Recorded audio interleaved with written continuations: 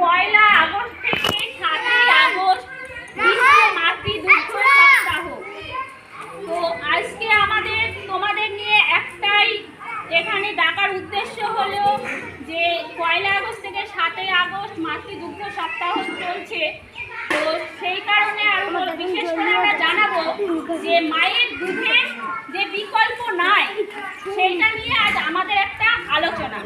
তো এই আলোচনার মধ্যে দিয়ে আমরা চাই প্রত্যেকের ঘরে ঘরে, প্রত্যেকের পাড়ায় পাড়ায়, প্রত্যেকের কানে কানে আমরা এই বার্তাটা যাতে পৌঁছিয়ে দিতে পারি প্রত্যেকটা মায়েদের মধ্যে, প্রত্যেকের ঘরে ঘরে, যে নতুন শতক দিচ্ছে ডাক, সব শিশুরা, সব অভিভাবকেরাই জানতে পাক মায়ের দুধের বিকল্প নাই, সুস্থ শিশু সমাজ চাই। তার মানে কি, যে একটা বাচ্চা ভূমিষ্ঠ হওয়ার পর তাকে 1 ঘন্টার মধ্যে মাতৃ স্তন পান করাবো, তাই তো? মায়ের স্তনের যে দুধ সেইটা আমরা পান করাবো 1 ঘন্টার মধ্যে একটা শিশু ভূমিষ্ঠ হওয়ার পরে। আর কি কলস্ট্রাম, যেটাকে আমরা বলছি কলস্ট্রাম, চলতি ভাষায় অনেকে আমরা বলে থাকি শাল দুধ বা গাজা দুধ, যেটা হলুদ জাতীয়, প্রথম সেইটা আগে শিশুকে আমরা পান করাবো। কেন? কারণ ওটা শিশুদের শিশুটা যখন গর্ভে থাকে তখন কিন্তু সে একটা তাপমাত্রার মধ্যে থাকে, তাই না? নির্দিষ্ট তাপমাত্রার মধ্যে থাকে। আর যখন সেই শিশুটা ভূমিষ্ঠ হলো তখন কিন্তু সে অন্য তাপমাত্রার মধ্যে চলে আসছে, নানান ওয়েদারে, তখন ঠান্ডা গরম নানা রকম একটা ওয়েদার থাকে। তো সেই বাইরে শিশুদের যাতে কোনো শারীরিক কোনো রকম আক্রমণ না হয়, কোনো রোগ প্রতিরোধের ক্ষমতা বাড়ায়, এই দুধটার একটাই গুরুত্ব হলো শিশুদের রোগ প্রতিরোধের গুরুত্ব বাড়ায়, রোগ প্রতিরোধের ক্ষমতা শিশুদের বাড়িয়ে তোলে। আর কি, যে আমরা সব সময় লক্ষ্য রাখবো যে শিশুদের মাতৃদুগ্ধ স্তনটা কেন পান করাচ্ছি, তাতে শিশুদের শারীরিক প্লাস মানসিক দুটোর বিকাশ ঘটে। শিশুদের শারীরিক ও মানসিক বিকাশ ঘটতে সাহায্য করে।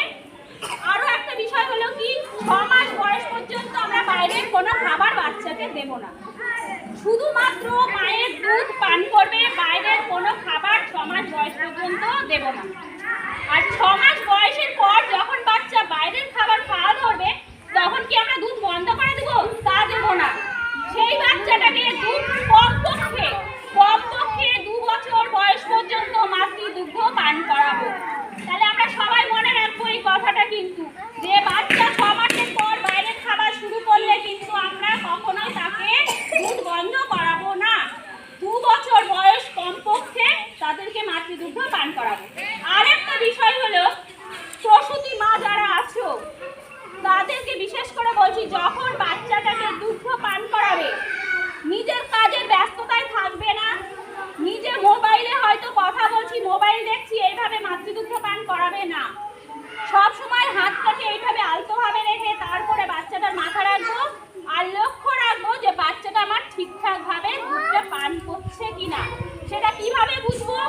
যখন দেখবো বাচ্চাটার ওপরের ঠোঁটটা একটু উপর দিকে উল্টানো, নিচের ঠোঁটটা একটু নিচের দিকে নামানো, তবে বুঝতে পারবে বাচ্চাটা ঠিকভাবে দুধ পান করছে। তারপরেও আর একটা বিষয় কি, যে বাচ্চাটা তোমার বুকের দুধ পরিপূর্ণভাবে পাচ্ছে কিনা সেটাও বুঝতে হবে। কিভাবে বুঝবো? বাচ্চাটা দিকে লক্ষ্য রাখবো, দিনে 6 থেকে 8 বার বাচ্চাটা পেশাব করছে কিনা। যদি 6 থেকে 8 বার পেশাব করে বাচ্চাটা, তবে জানবে সে বাচ্চা পরিপূর্ণ দুধ পাচ্ছে, নচেত না। ঠিক আছে? আর আরো আরেকটা বিষয় আমি কি বললাম, আমাদের যে মাতৃদুগ্ধের যে কোনো বিকল্প হয় না, সেই জন্য আমরা সবাই প্রচেষ্টা চালাবো, সবাই চেষ্টা করবো, সবাই এগিয়ে যাব। আর একটা বাচ্চা অনেক সময় মায়েদের বলি, অনেক মায়েরাও বলে আমার বাচ্চা ঠিকঠাক দুধ পাচ্ছে না, বাইরে থেকে কেমিক্যাল খাবার নিয়ে এসে খাওয়াই, কিন্তু সেটা না। কি করবো?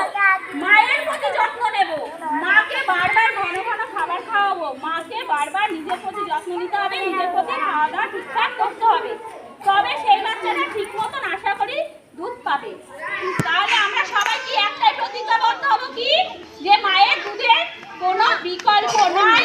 আমরা প্রত্যেকে চেষ্টা চালিয়ে যাব যে আমরা কমপক্ষে 6 মাস বয়স পর্যন্ত যেন প্রত্যেকটা শিশুকে মাতৃ দুধ দিতে পারি, আর বাইরের কোনো খাবার দেব না। মাতৃ দুধ 6 মাস বয়স পর্যন্ত পান করাবো। মাতৃদুগ্ধের কোনো বিকল্প হয় না, মাতৃদুগ্ধ অমৃত সমান।